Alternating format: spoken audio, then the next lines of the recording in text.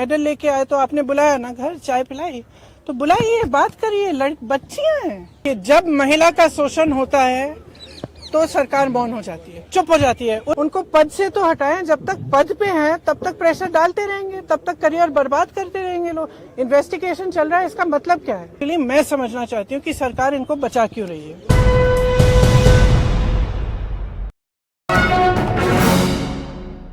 दर्ज हुए हैं तो उसकी कॉपी नहीं मिली है किसी को नहीं मालूम अभी तक कि उस एफआईआर में क्या है, कौन सी धाराएं कौन सी नहीं है।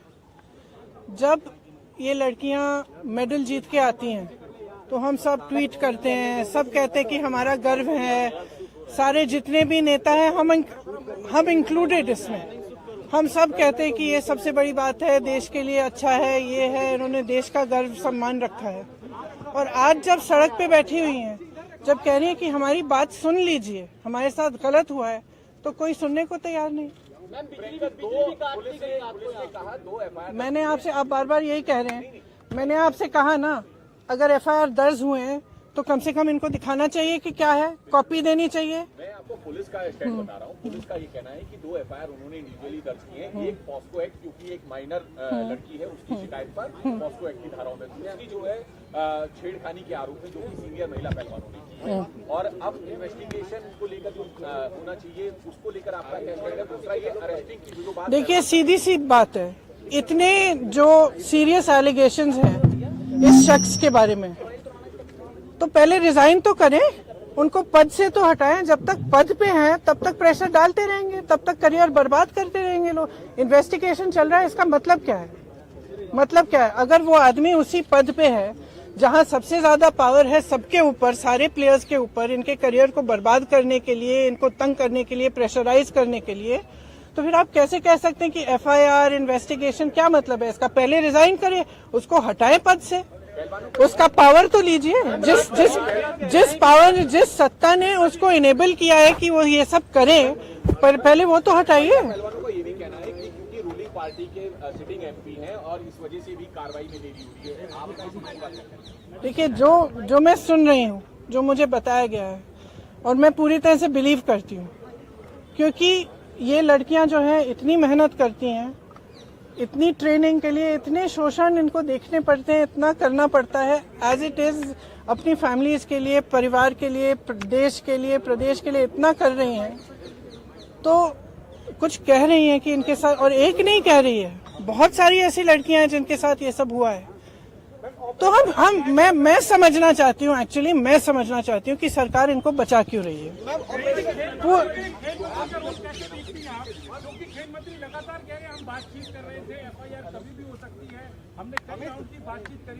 खेल मंत्रियों, खेल मंत्रालय के रोल को कैसे देखती है? आप उन्हें पहले करना, और दूसरा खेल मंत्री के लिए क्या कहेंगे जो इन खिलाड़ियों से अपने घर पर तो मिलते, लेकिन एक हफ्ते से ये लोग घर पर बैठे हैं, प्रधानमंत्री को लेकर के आपकी क्या उम्मीदें हैं और उस पर आप क्या कहेंगे? प्रधानमंत्री से मेरी कोई उम्मीद नहीं है,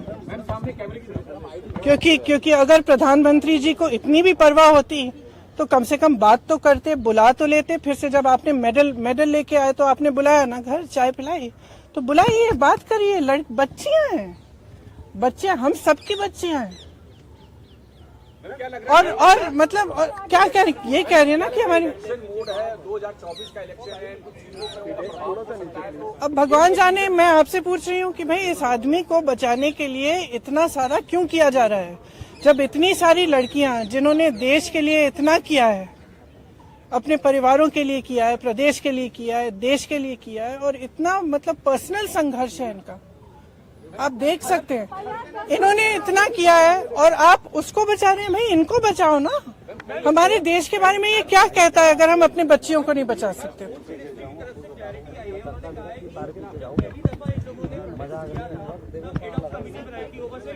देखिए, आप भी जानते हैं, हम भी जानते हैं कि कमेटियां क्या होती हैं। बात टालने का काम होता है कमेटियां।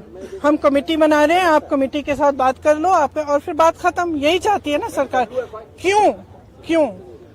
चाहे आप उत्तर प्रदेश के एक गांव में देखिए, चाहे कहीं पे भी देखिए, जब महिला का शोषण होता है तो सरकार मौन हो जाती है, चुप हो जाती है। उस बेचारी महिला को हर जगह जाकर एफआईआर दर्ज नहीं होता, एफआईआर दर्ज होता है तो उसकी कॉपी नहीं मिलती। ये कोई नई कहानी नहीं है, लेकिन इन लड़कियों में इतना दम है, इतना आत्मविश्वास है और इतनी करेज है, ब्रेवरी है कि ये लोग खड़े हैं और कह रहे हैं कि हम ये होने नहीं देंगे। तो पूरा देश, मैं आपको बता सकती हूँ कि प्रधानमंत्री जी पहचाने नहीं पहचाने, इनके मंत्री पहचाने नहीं पहचाने, इनकी सरकार पहचाने नहीं पहचाने, पूरा देश इनके साथ है, पूरा देश। और सिर्फ ये सरकार उस आदमी को बचाना चाहती है। सबसे पहले उस आदमी को उस पद से हटाइए, सबसे पहले। कोर्ट ने कहा कि इस मामले में कई लूपहोल हैं और राजनीति भी है। ये तो सब देखिए, जैसे ही महिला खड़ी होती है सारे लूपहोल निकल जाते हैं, तमाम ऐसी अफवाहें फैलाई जाती हैं, उस महिला को भी के बारे में भी उल्टी सीधी चीजें कही जाती है, हमेशा आपने देखा है। लेकिन देखिए ये संघर्ष करने वाली महिलाएं हैं, इन्होंने एज इट इज बहुत फेस किया हुआ है और ये फेस करेंगी, ये मुझे समझ में आ रहा है। इसके अलावा यूपी में कई है। आपने तो बहुत पूछ लिया। ऑपरेशन शीश महल में टाइम्स नाउ ने दिखाया कि अरविंद केजरीवाल ने अपने घर में 44 करोड़ उन्होंने खर्च किया सिर्फ इंडिया डिजाइनिंग। देखिए, आपको पोलिटिसाइज करना है ये सब, नहीं तो मैं चली जाती हूँ, क्योंकि इसीलिए मैं,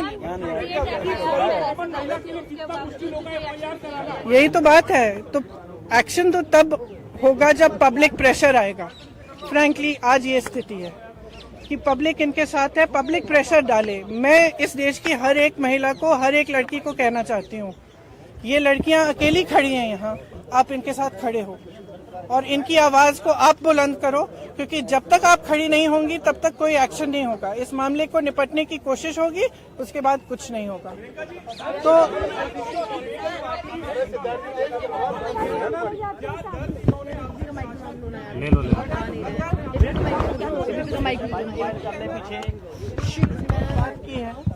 इसलिए हम अलग बैठे थे, तो मैं यहाँ क्यों बताऊँ वो बातें, वो इनकी निजी बातें हैं।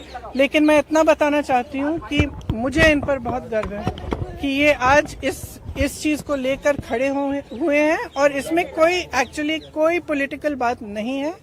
इसका राजनीतिकरण बिल्कुल नहीं होना चाहिए, और अगर होगा तो एक बहुत बड़ी शेम होगी और हम सबको इनके साथ खड़ा होना चाहिए। मेडल लेके आए तो आपने बुलाया ना, घर चाय पिलाई तो बुलाइए, बात करिए, बच्चियां हैं। जब महिला का शोषण होता है तो सरकार मौन हो जाती है, चुप हो जाती है। उनको पद से तो हटाएं, जब तक पद पे हैं तब तक प्रेशर डालते रहेंगे, तब तक करियर बर्बाद करते रहेंगे लोग। इन्वेस्टिगेशन चल रहा है, इसका मतलब क्या है? इसलिए मैं समझना चाहती हूँ कि सरकार इनको बचा क्यों रही है।